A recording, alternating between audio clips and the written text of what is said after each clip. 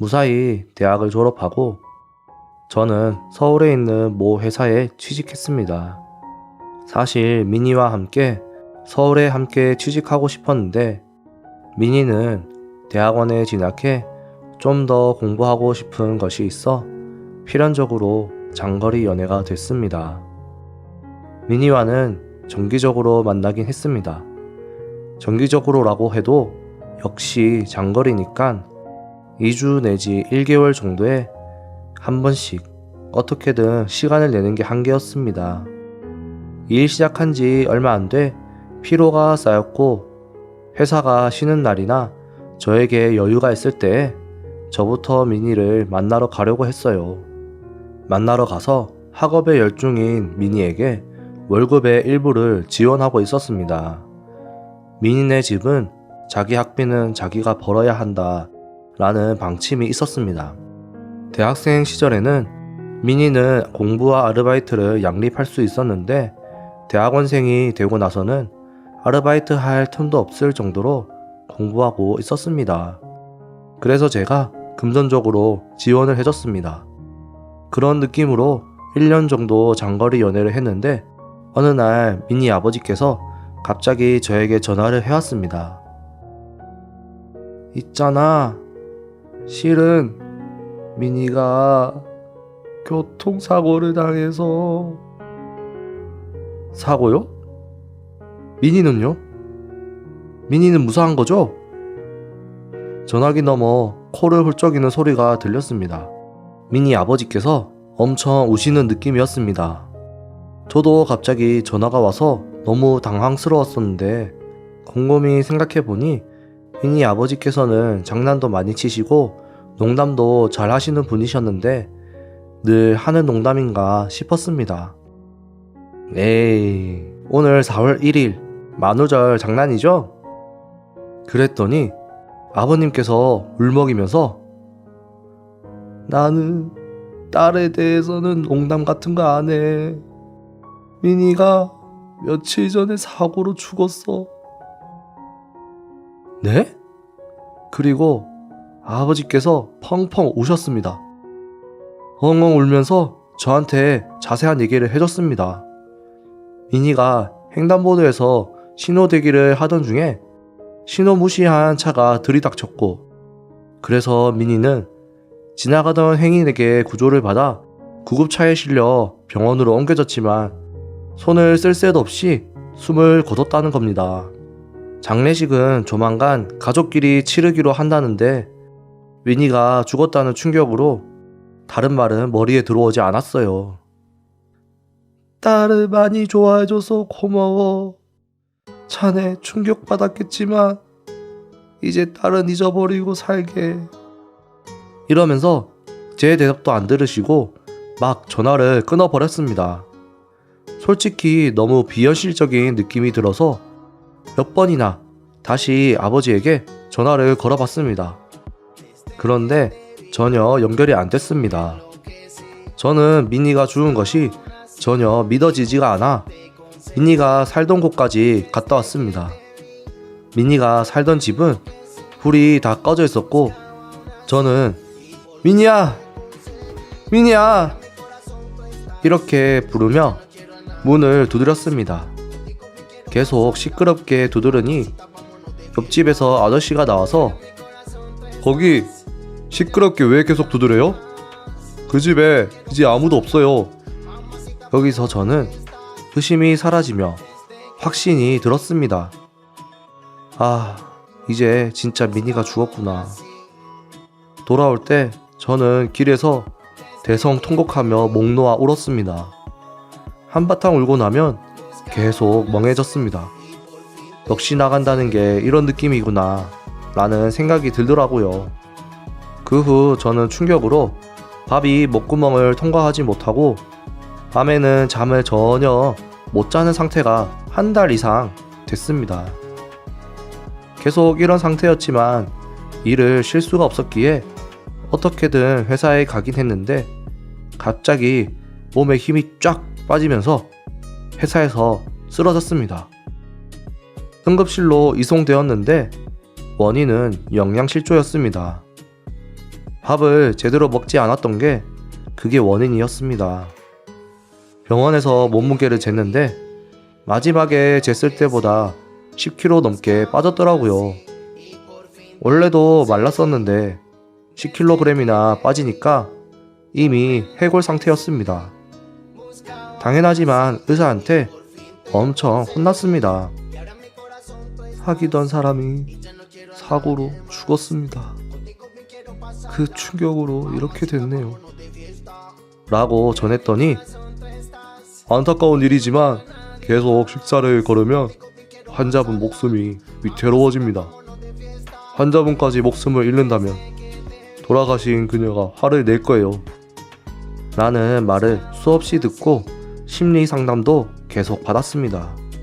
상담도 계속 받으며 주변 사람들의 도움 덕분에 그 일이 있고 난 후 반년 정도 만에 그럭저럭 일상생활은 보낼 수 있을 정도로 회복을 했습니다. 그러던 중에 대학 후배한테서 연락이 왔습니다. 이번에 동아리 회식한다는데 같이 안 갈래요? 저는 민희가 죽은 충격에서 어느 정도 회복했었기에 후배랑 오랜만에 한잔하고자 참석한다고 말했습니다. 그리고 회식날 뭔지 모르겠지만 후배들이 아무도 저에게 말을 안 걸었습니다. 옛날 같으면 저를 보면 바로 말을 걸어온 후배들도 눈이 마주치면 시선을 회피하고 해서 이상하게 생각하고 있었습니다. 저를 초대해준 후배가 저에게 말을 걸어왔습니다. 다른 애한테 방금 들었는데 민희 씨와 헤어졌다는 거 정말이에요? 헤어졌다고 그래? 뭐라고 해야 되지? 저 얼마 전에 여자친구 생겼어요. 여자친구가 그러던데요? 그러고 보니 여자친구가 민희 씨한테 얘기를 들었다더라고요. 뭐? 잠깐만. 민희한테 들었다니? 그거 무슨 소리야? 민희는 교통사고로 죽었어. 사고? 무슨 소리예요? 제 여자친구랑 민희 씨가 얼마 전까지 같은 연구실에 있었는데 민희 씨한테 직접 헤어졌다는 얘기를 들었다던데요? 게다가 사귀면서 최악이었다고 말했대요. 어떤 얘기를 들었는지 후배에게 자세히 물어봤습니다.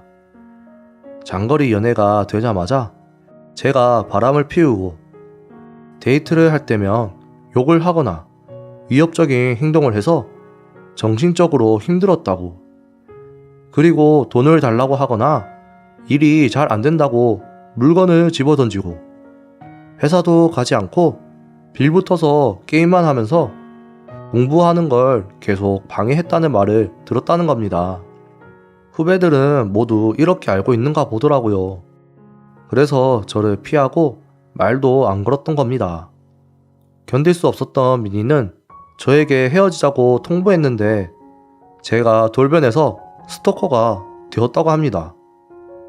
연구실에 같이 있던 한 남자가 스토킹하는 저를 설득하여 스토킹하지 않도록 도와주어 이를 계기로 민희와 그 남자가 연인으로 발전했다는 말을 들었다더라고요. 결론은 장거리 연애 시작한 지 2달 정도 만에 저랑 헤어진 걸로 모두 알고 있는 겁니다. 후배의 말을 듣다가 술을 많이 마신 것도 아닌데 머리가 아파왔습니다. 바람? 빌붙어서 게임? 스토커? 회사 생활로 지쳐 평일엔 집에서 나갈 힘도 없었는데 너무 황당했습니다. 그래서 후배들에게 민희가 한 말은 전부 거짓말이라고 전했습니다. 처음에 후배들은 제 말을 전혀 믿지 않았어요. 하지만 민희가 사고로 죽었다는 연락이 오기 전까지 민희와 나눈 대화들, 같이 찍은 사진들, 돈을 이체해줬던 증거들, 그런 것들을 보여주며 납득을 시켰습니다. 그 후 저에게 소문들을 얘기해줬던 후배가 지인들에게 물어 민희에 대해 더 알아왔습니다. 민희는 연구실에서 만난 그 남자와 교제하자 말자 대학원은 그만두고 6개월 전쯤 그놈과 결혼을 했다는 겁니다. 게다가 지금은 임신 중이라서 친정집에 가 있다더라고요. 저는 그것도 모르고 생활비 아껴가며 한 달에 50만 원씩 10개월 동안 주고 있었던 겁니다. 생활비 아낀다고 거지처럼 살았던 거 생각하니 화가 치밀어 올랐습니다. 제 상황을 알게 된 후배가 500만 원을 되찾자며 도와주겠다고 했습니다. 그래서 후배와 함께 민희가 있는 친정집으로 가서 돈을 받아내기로 했습니다. 후배를 데리고 몇 번 방문한 적이 있는 민희 집에 갔습니다. 인터폰을 울리자 민희 어머님께서 나왔습니다. 어머, 너무 오랜만이야. 민희와는 헤어졌다고 들었는데. 아, 혹시 민희 결혼 축하하려고 온 거야? 이 말을 들으니 민희 어머니께서는 저와 민희 사이에 있었던 일을 모를 가능성이 있다고 생각해 솔직히 털어놓기로 했습니다. 저 사실은 민희에게 500만 원 정도 돈을 줬습니다. 그걸 돌려줄 수 없을까 해서 왔습니다. 그게 무슨 말이야? 올해 4월 이후에 갑자기 민희와 연락이 안 돼서요. 어떻게 500만 원을 돌려받을 수 있을까 하고 후배와 상의한 결과 직접 찾아가 봐야겠다 싶어서 왔습니다. 이야기를 들으신 민희 어머니께서 저와 후배를 집 안으로 들여보내주셨습니다. 그런데 거실에 들어가니 민희가 있었습니다. 제가 온 걸 모르는지 TV를 보며 소파에 누워 있었습니다. 반년 만에 본 민희는 조금 통통해졌고 배도 커져 있었습니다. 정말 임신한 것 같았습니다. 저와 눈이 마주치자 민희는 리모컨을 손에서 떨어뜨리며 얼굴이 창백해졌습니다. 민희야, 오랜만이네? 건강해 보이니 다행이다. 민희는 동네방네 비명을 질러댔습니다. 비명 좀 지르지 마. 소리 지르고 싶은 거 그거 나거든? 교통사고로 죽었다고 전화 왔었는데 살아있었구나. 게다가 임신도 했네? 민희는 비명을 멈추었고 어머니께서 무슨 말인지 설명을 해보라고 하셔서 소문과 제가 겪었던 일들을 모두 말씀드렸습니다. 얘기를 듣던 민희는 얼굴이 토마토 마냥 새빨개졌습니다. 제가 지금까지 50만원씩 이체해줬던 내역을 보여드렸습니다. 이걸 보여드리자 엄마, 이거 아니야. 어쨌든 이거 아니야. 투덜투덜 말했지만 저와 후배, 어머니까지 모두 무시했습니다. 민희가 돈을 받고 있었던 게 사실인가 보네. 민희랑 우리 남편 때문에 힘들게 해서 미안해. 돈은 꼭 돌려주도록 할게. 가족끼리 얘기를 해볼 테니까 오늘은 이쯤에서 용서해 줄 수 없을까? 어머니께서 차분하게 말씀해 주셔서 일단 저와 후배는 집에서 나왔습니다. 몸싸움을 할 수 있다는 생각에 긴장을 했었는데 긴장이 풀리니 맥이 빠졌습니다. 그리고 훗날 민희 어머니께서 문자를 해왔습니다. 문자의 내용은 민희의 아버지가 연구실에 그 남자가 앞날도 창창하고 집안도 마음에 든다고 저와 헤어지고 그 남자랑 만나라며 저와 민희가 헤어질 수 있게 저를 설득시켜 주겠다고 민희에게 제안을 했다는 겁니다. 저를 철저하게 외톨이가 되도록 소문을 퍼뜨리고 저에게 전화로 거짓말까지 한 거였습니다. 중요한 건 500만 원의 행방인데 그건 민희가 그놈이랑 데이트하며 다 써버렸다네요. 민희 어머니께서는 500만 원과 병원에 입원했던 돈까지 해서 600만 원으로 갚겠다고 써 있었습니다. 그 후에 민희 아버지께서 일하시는 곳까지 소문이 나버려서 아버지께서는 쪽팔린다며 일을 그만두시고 민희 어머니께서는 민희에게 600만 원을 모두 갚으라고 옥신각신하다 민희가 입금을 계속 거부하자 어머니께서 대신 600만 원을 보내주셨습니다.